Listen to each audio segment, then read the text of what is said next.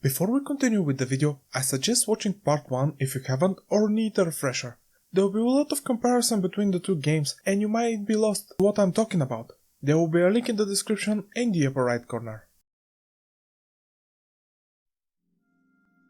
Memory can be quite strange. It can make you misremember things. It can make you disappointed from something that you liked at younger age, only to find out it's not exactly as it was in your head. In case of this video, I remember liking a lot more Legend, and I definitely don't remember all those visual bugs. It's not a bad game though, it's just it could be better. There is a point to that, and that is, I don't remember Tomb Raider Anniversary being this good. There are several differences which I'm quite fond of. In general, the gameplay is exactly the same as in Legend, with some minor exceptions, but more polished. I've read people complaining the game is buggy, but honestly, I didn't experience any. Almost. The shooting is absolutely the same with the exception of the sliding move and fewer weapons. I'm guessing this is true to the original, but I never played it. You use only shotgun, pistol and Uzis. There might be some hidden ones, but that's all I used. They all feel fine, but what annoys me is the shotgun. Not the weapon itself, but how the shotgun works. At close range, you stun enemy with one blast. While he is down, if you shoot again, it doesn't register. The enemy has to be up to count. This makes no sense and I don't see the point. When there is more than one enemy, this could alleviate the frustration of dealing with them. One new addition to the shooting is the slow-mo dodge. When you put a few bullets into an enemy, he charges at you and by pressing shift plus direction, you avoid him and do one-shot kill if you time it right. The window for that is quite generous. This is not Bayonetta after all, and you have visual indicators if you don't remove them in the options menu. On a side note, in the options you can choose automatic grabbing or manual just like the original. This is a nice little touch for those who are looking for something closer to the original. Let's get back on track.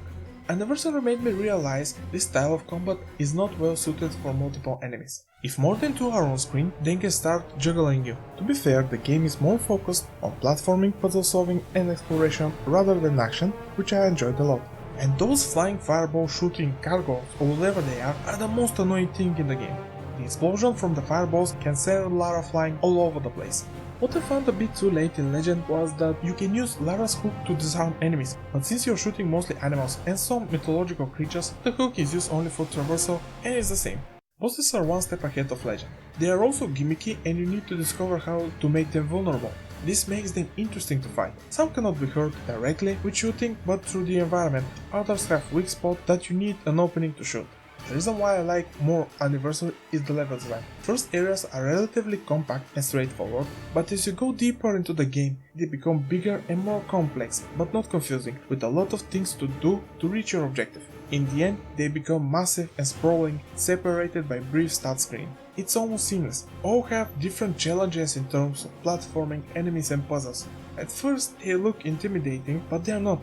To be fair, Legend is going in a different direction with more action, which I like, but it's inevitable to compare the levels to Anniversary.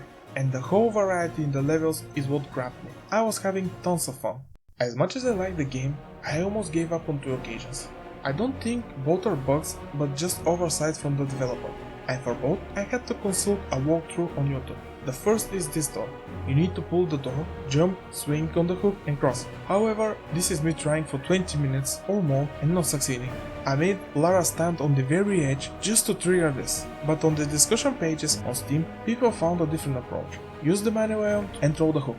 What really got under my skin was the section in Egypt. In this part, you have to collect 4 keys to unlock passage under the water. At first everything was okay, avoiding traps, shooting some enemies, a bit of platforming, usual stuff. And then I see this entrance, so I head there. I'm trying to jump and fall. I'm trying it another couple of times with the same result, so I head in a different direction. I finished there and with nowhere left to go, I went back to this place. I just can't find my way forward. I have at least 1 hour of footage of me wandering around. I got so frustrated, so I looked it up on YouTube. 2 separate walkthroughs. I was on the right track. The issue was the level geometry. I was hitting the wall for some reason. After 15 minutes of trying, the game randomly decided to let me through. I looked this up and I didn't find anyone else having this issue. This was so infuriating that I almost gave up on the game. But at the end of the day, I was probably unlucky. Another frustrating thing was when you push or pull something and as soon as you touch anything, Lara releases it. This annoyed the hell out of me. I don't want to end this session on a bad note. I enjoyed it a lot more than Legend despite some issues. The scale of the levels, platforming, puzzles, etc. are just great. One thing that stands out from the soundtrack is a lot of the tracks have uneven rhythm. Comparing it to Legend, I prefer the first game just because it's more bombastic. The atmosphere and feel of the games are different, so there is no surprise the tone of the soundtrack. It actually reminds me of Alone in the Dark reboot from 2008, composed by Olivier Derivière, collaborating with the Mystery of the Bulgarian Voices female choir. They are known for singing Bulgarian traditional music characterized by its uneven rhythm. There are some tracks in Legend that have similar feel, but they're prevalent in Anniversary. In general, it's more tame than bombastic, suiting the platforming exploration part of the gameplay. The story takes place in 1996. Lara is approached by a mercenary representing his boss, Jacqueline Natla. She wants help to find some artifacts. At first, Lara is not interested until Natla mentions something Lara and her father were looking for, the Scion of Atlantis. This set in motion events that will lead to Legend and Underworld. This version of the origin story of Lara is a prequel. You find about that in Underworld. That game connects everything nicely. To be honest, there isn't much of a story. You go somewhere again without explaining why, collect an item, see a cutscene. This cutscene offers some exposition and gives motivation to the villain. There are not that many human characters, so the bad guys are obvious. The motivation is, I want to rule the world because I was robbed earlier of doing that. Yeah. There was one moment that was such a massive letdown, a missed opportunity that boggles my mind how the writers didn't implement it as something more. This could have shown a different side of Lara, but no, such a disappointment. Let's move to spoiler territory. Go to the time on the screen if you want to skip this section. Everything begins in 1945. The American government is testing a nuclear bomb in New Mexico desert. Unknowingly to everyone, the blast releases a creature from its prison.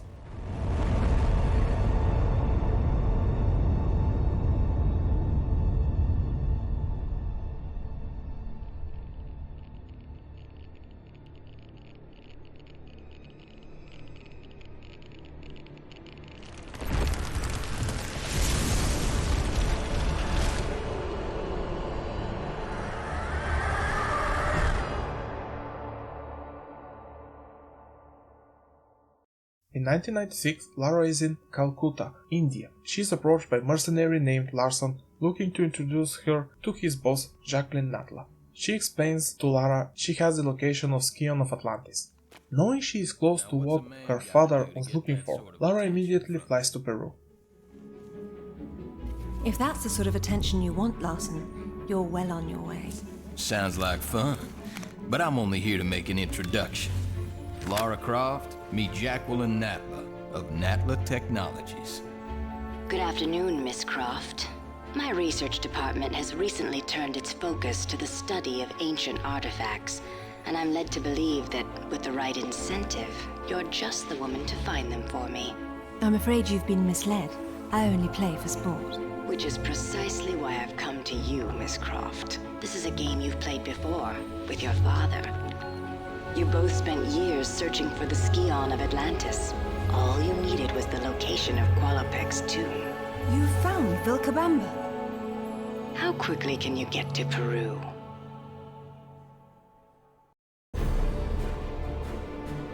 Vilcabamba continues to elude us, and my insistence that we press on in spite of these failures has morale low.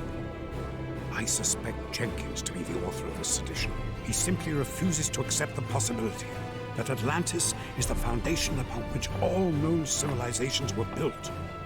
Increasingly, I find it is Lara alone who remains untainted by academic dogma and open-minded enough to see this truth. After some exciting raiding, Lara reaches the resting place of Qualopec.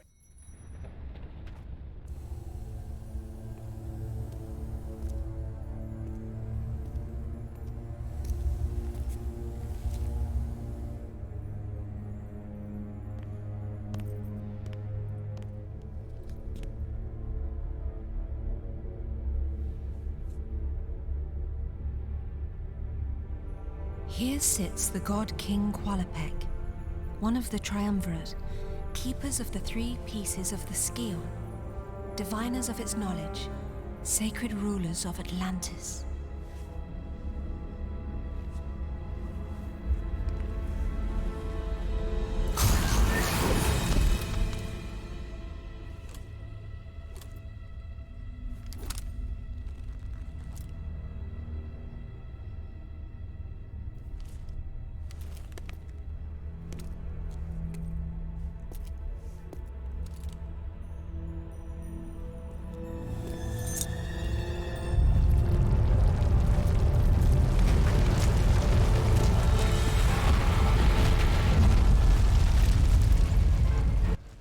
Lara rushes out of Kolopek's tomb, but upon escaping, Larson greets her and tries to take the first piece of the Skion.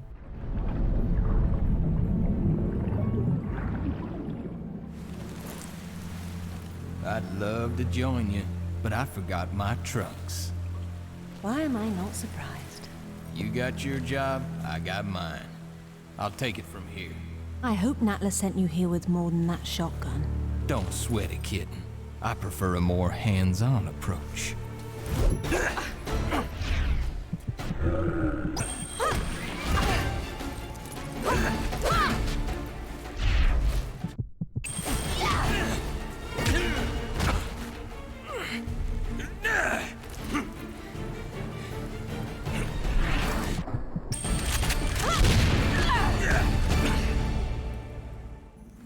This is only one piece of the Skion.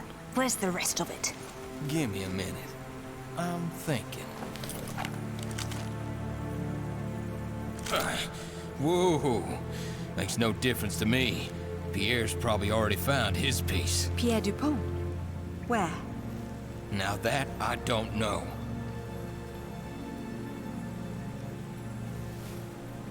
All right. I'm convinced.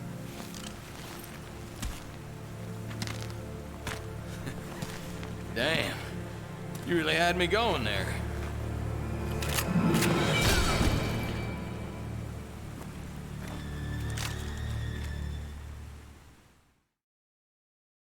She infiltrates Natla's HQ looking for a direction to the second piece.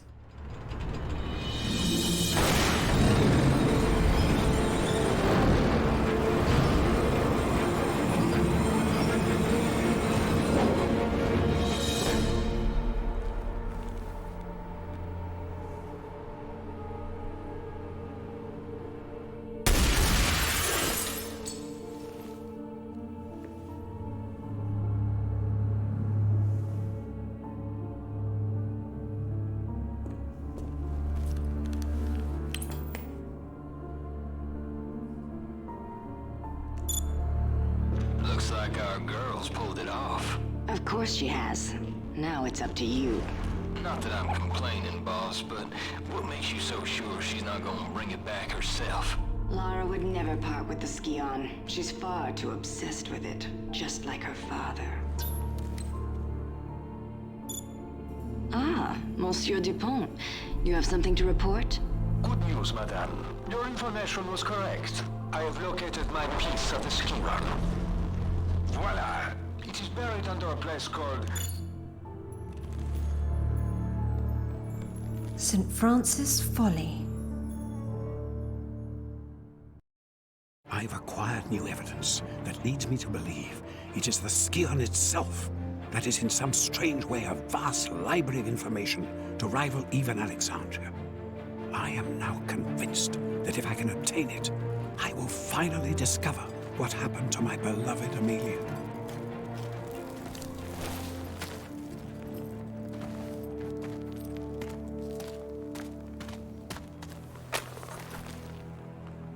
Oh, Pierre, you litterbug. So, the next stop is Greece. After entering the building, Lara is taunted by Pierre, one of Natla's henchmen. I suppose you're more of a dog person. Natla doesn't honor her contracts, Pierre. I'd move on if I were you. No, mademoiselle. Natla and I understand each other. I find things for her, and she rewards me handsomely. But you see the very thing she does. That is why you are not trusted. I trust my instincts. And that is why you are in second place. I am a professional, mademoiselle. I focus on the job, and I get paid. There's more to life than money, Pierre. This isn't life, mademoiselle. It's business. Your compulsion prevents you from seeing the difference. It hasn't prevented me from getting a piece of the Skion. How's business for you? Touché. So then, why don't we see whose compulsion gets them the next piece? After a long trek through the astonishingly beautiful and expertly designed Greece level, she finally reaches the second piece, but surprise surprise, Pierre is there waiting to take the prize.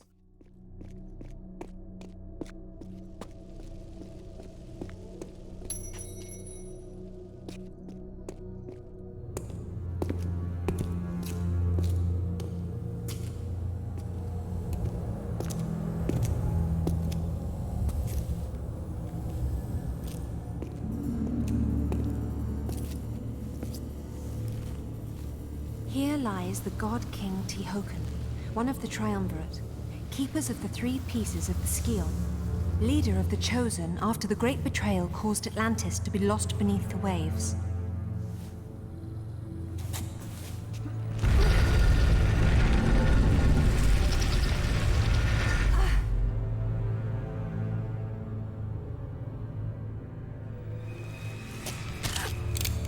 You see, instincts can be expensive, mademoiselle. Yours are going to cost you both pieces of the Scion. That's not a price I'm prepared to pay. Don't be absurd. No job is worth dying for. Yes, it is.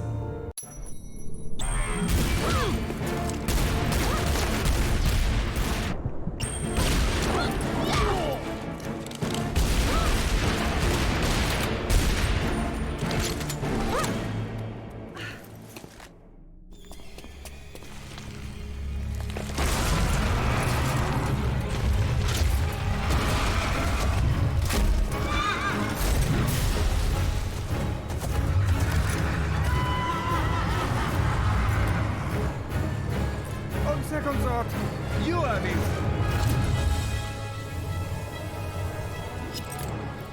Bonne chance.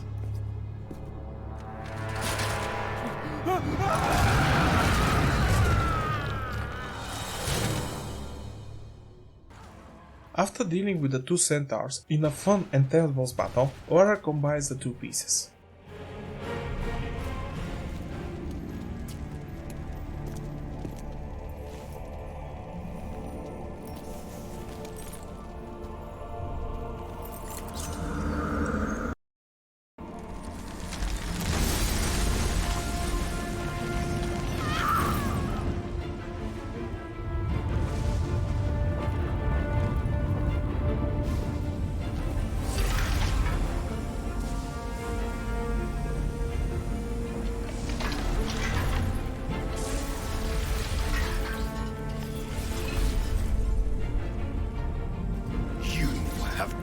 The power of the Scion. In betraying your fellow kings, you have broken the sacred triumvirate of Atlantis. You have maimed Qualopec, your own brother. I am still here, wretch. Tihocan has ended your treachery. But it is my face you will see in your nightmares. What have you to say for yourself?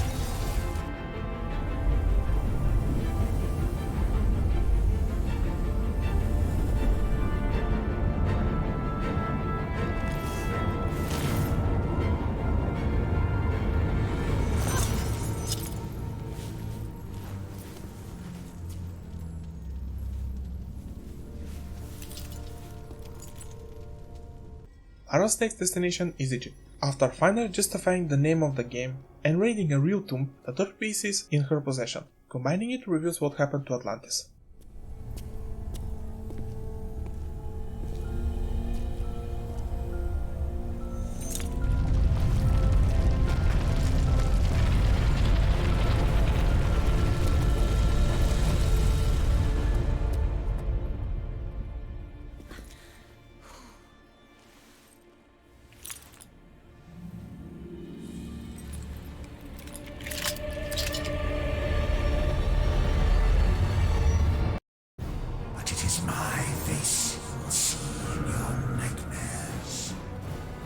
What have you to say for yourself? The gods favor action, not counsel. Yet it is this council that rules over you today. You rule over nothing. Atlantis is in ruin. Nothing can change that. Everything must burn. Only then can the Seventh Age begin. You choose a path to madness. I wash my hands of you. For your treachery. For using the knowledge of the Scion to unleash our armies against us. I expel you forever from the sacred order of the Three, and condemn you to shame in the frozen limbo of eternity. It cannot be stopped. The wheels of Cathar are already in motion. doom will find you both. I rise from the dust of your bones to finish what I've started!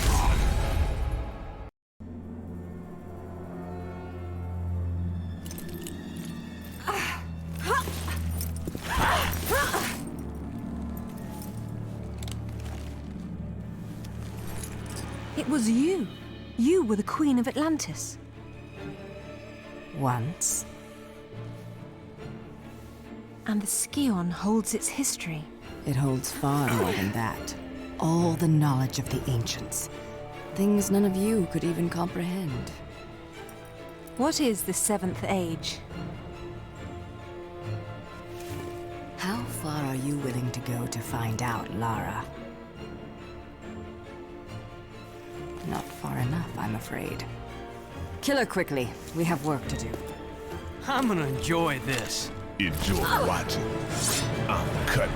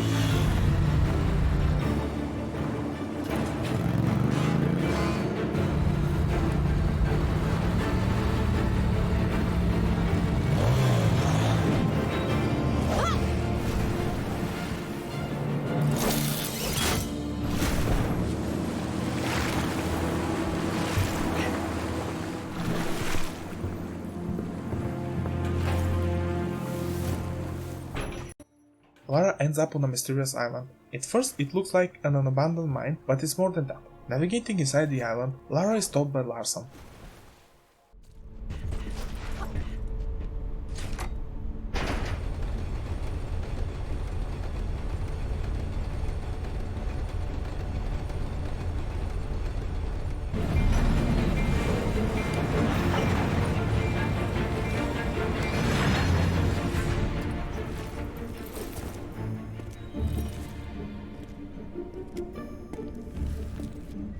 Sorry, darling. This is the end of the line. Just hand it over, Larson. This has nothing to do with you. What's it got to do with you? The Scion belongs to Natla. Face it, you got no business here. I don't have time for this. Get out of the way or you die. What you gonna do, shoot me? Come on, Lara. I just work here. Now, I know how bad you want this, but I can't let you pass. And we both know you're not gonna kill me for it.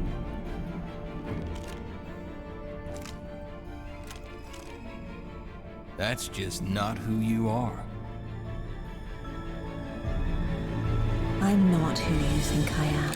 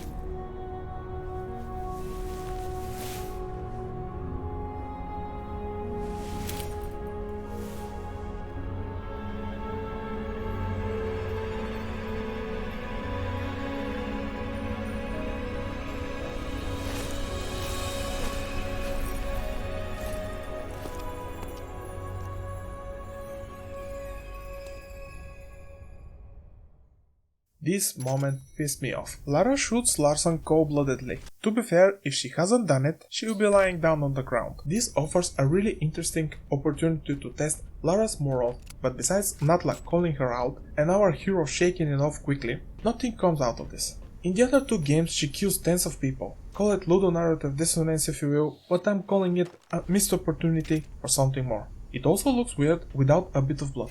Continuing exploring the mine, Lara stumbles upon the two henchmen that almost capture her.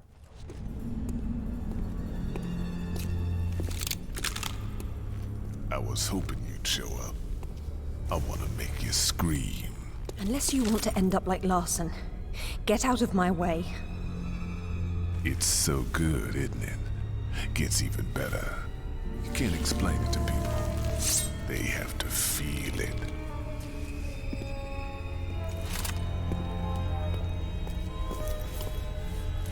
Girl, you gotta be out of your mind!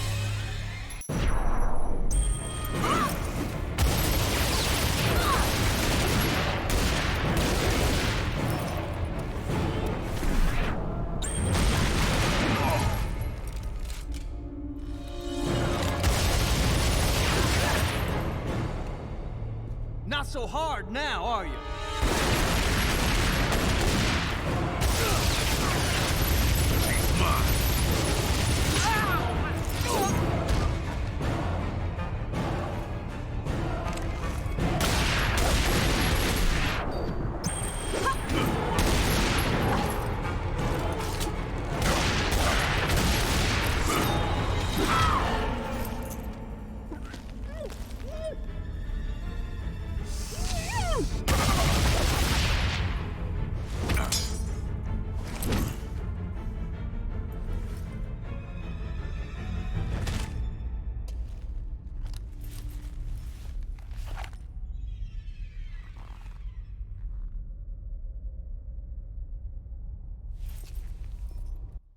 That Dave didn't want to make her a mass murderer, so those two killed themselves? And again, the scene looks weird without blood. Rant over. Let's move on. Couple of minutes after that, Lara manages to catch Natla, where she does something with the Scion to prepare for the 7th Age.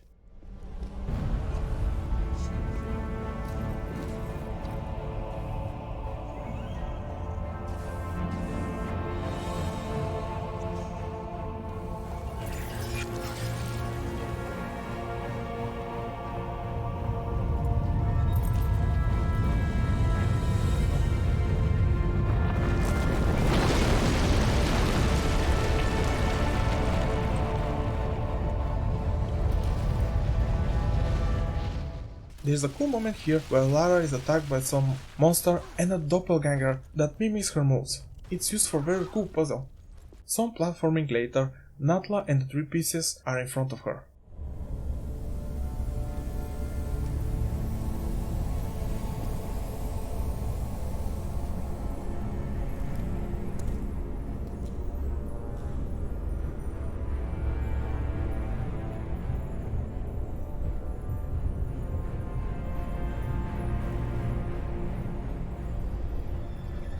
You've reached the top, Lara. There's nowhere left to go but down.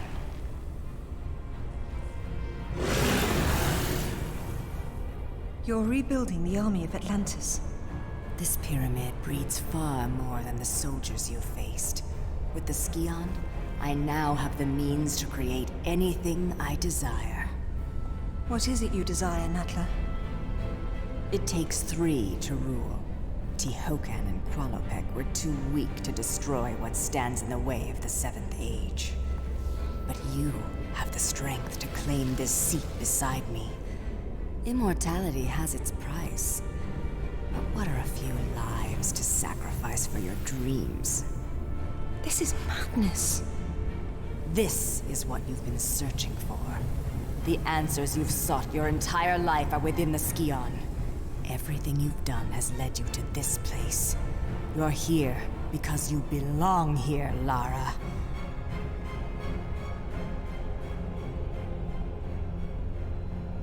That's who you are.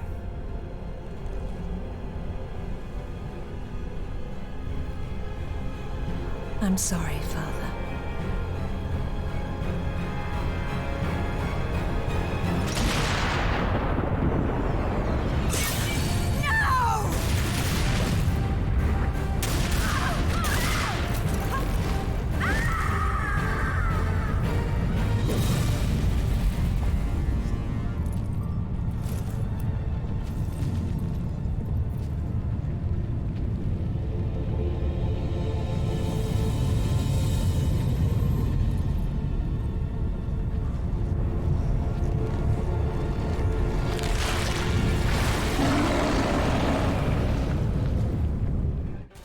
finishing this ballsack of a monster, Lara continues her escape attempt until she cross paths with Natla.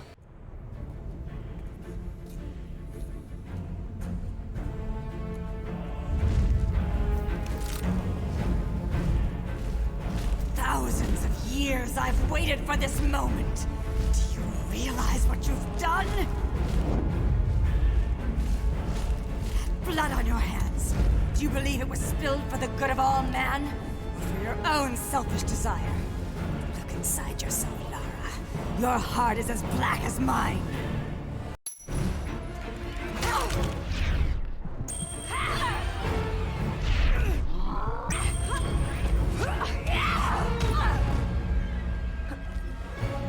What have you really accomplished here?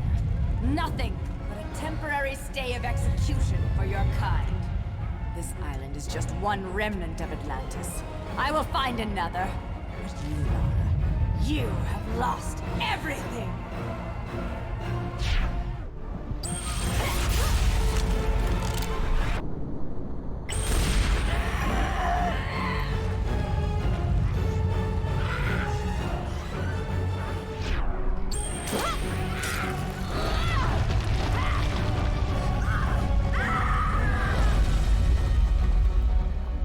No, I haven't.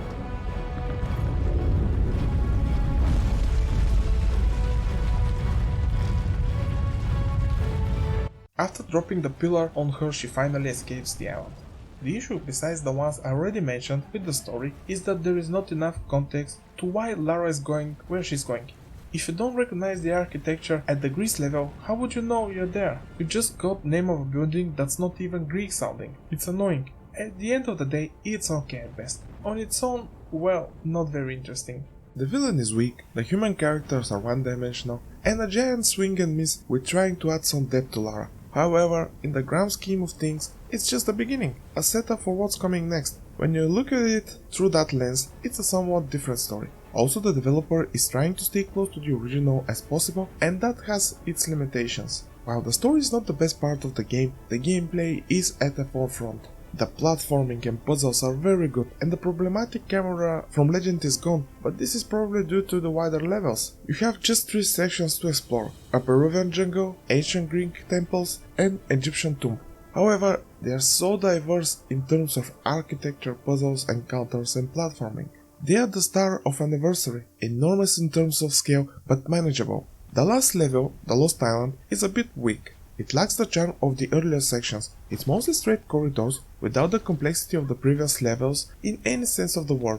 The good thing about it, that it's not too long. So, join me next time where I'll have a look at the final chapter, Tomb Raider Underworld, the only one from the trilogy I haven't played until now.